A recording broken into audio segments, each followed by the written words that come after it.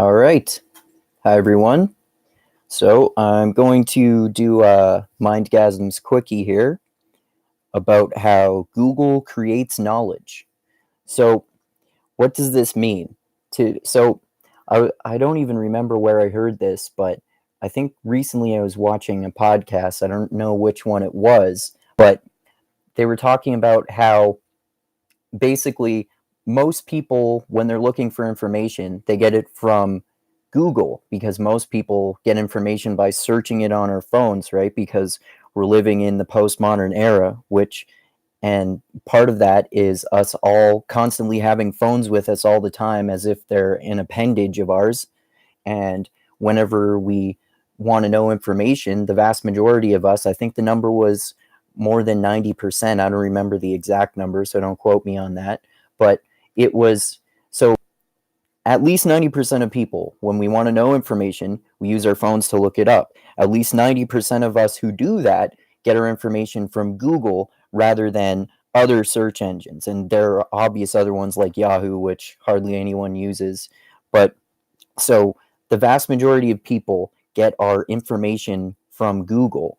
And it's not as if the information on Google is objective knowledge that everyone agrees on. A lot of it is true, but there's also a whole bunch of so-called fake news too. And there are like websites with flat earthers and people selling pseudoscience and all kinds of other stuff too.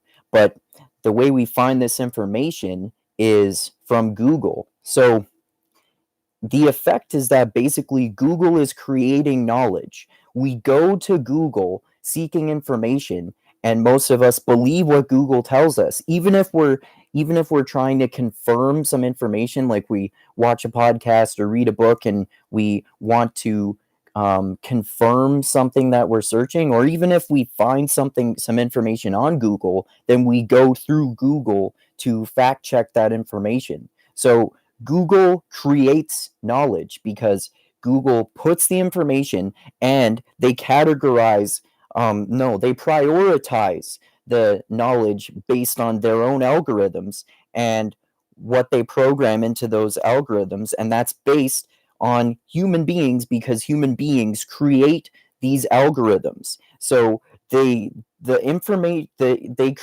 the knowledge that Google creates is interpreted through the ideological and biased lens of whoever is creating these algorithms, because everyone is ideological and biased. So everyone decides what information we get to define as information.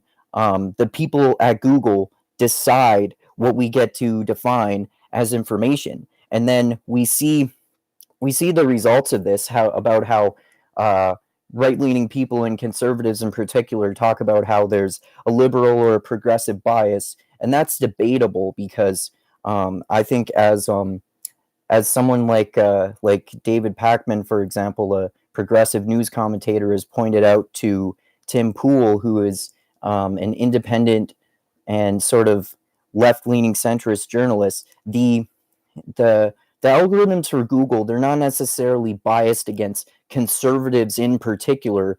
They're biased towards or against particular ideas. So if you say certain ideas, like if you talk about Nazis or something like that, then a lot of people on the left also get banned, other than conservative people, if they're just like showing what some neo-Nazis have said in order to debunk what they have said. So those people get banned too, because it's about the ideas. It's not about the political ideological bias. But so Google gets to decide what is allowed on there and qualifies as information. And we know that it's prioritized in a certain way so that the people who program the algorithms don't like certain ideas. So what ends up happening as probably an unintentional effect of this is that conservatives and people with right-leaning ideas, those things, when you search them on Google, they get deranked, so you're much less likely to find those results.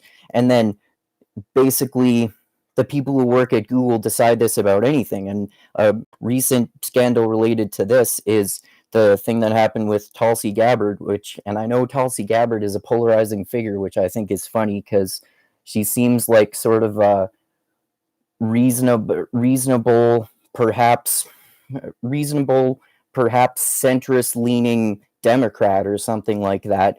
But a lot of people think she's not far left enough or not far right enough. And then there's this whole, basically, if you look on Google, a lot of the stuff that you see is propaganda, for example, about her being all buddies with Assad, the leader of Syria, of course, which isn't true, and that's usually just propaganda designed by people who are opposed to her anti-war stance. And the main issue that she's running her campaign on is being anti-war.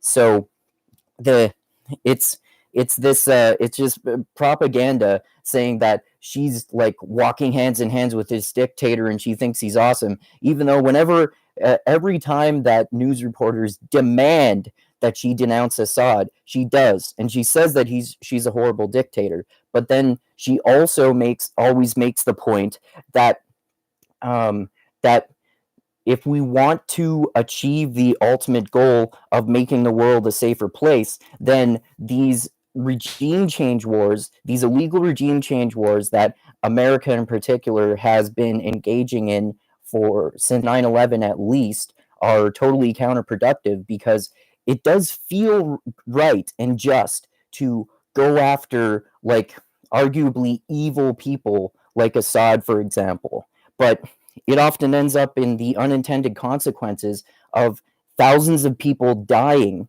in order to stop this dictator, when in reality it's more effective to just let these evil people go about their ways, unless they're literally posing a threat to the world at large. Because what often happens with these regime change wars is that that we go in and try to stop this dictator, and then it's like cutting off the head of that hydra, right? Another one grows in its place, and then it often ends up leading to new and different terrorist groups being created, like how supposedly America took out Al-Qaeda, and then ISIS rose in its wake, and ISIS is worse than Al-Qaeda, and this sort of thing seems to keep happening over and over and over again. So then another thing that happened in terms of Tulsi Gabbard is that after the first, I think it was after the first Democratic debate, she was the most searched candidate, because I suppose because people like the sound of her anti-war message and her other positions as well. But then Google de-ranked that, so that it was harder to find her in search results, even though she was the most searched candidate. So now she is suing Google for $3 million for election meddling, because that easily could interfere with her, and probably has interfered with her chances of becoming the next president, low though those chances may be. And a lot of people think that, and I think that's probably true, even though I'm certainly not a fucking expert. And I personally would love it if Tulsi Gabbard became the next president. I think that would be fucking amazing. But I think that her chances are really low, and I'm not capable of voting for her anyway, so because I'm Canadian. But anyway, this started off as a video that was going to be about Google in general and how they create knowledge, which is true. But now it turned into justifying Tulsi Gabbard's attacks and smears, and supporting her, which I agree with. So I'm probably going to change the title of this from Google Creates Knowledge to Google Creates Knowledge and Tulsi Gabbard. Anyway, I think I've come to the end here of my soapbox rant about how Google creates knowledge. And so, like I always say, thanks everyone. Thanks so much to everyone for watching, liking this video, sharing it, subscribing to my channel, and especially commenting on the video too. I often forget to mention that. Let me know what you think. And also, especially thank you to those of you who contribute to me on Patreon. And like I always say, I love you all. Keep being the tiny beam of light that shines through the almost impenetrable darkness in the universe. And most importantly, always remember this: the funk cures all. All right, adios, everyone, and keep having mindgasms. Until next time, see ya.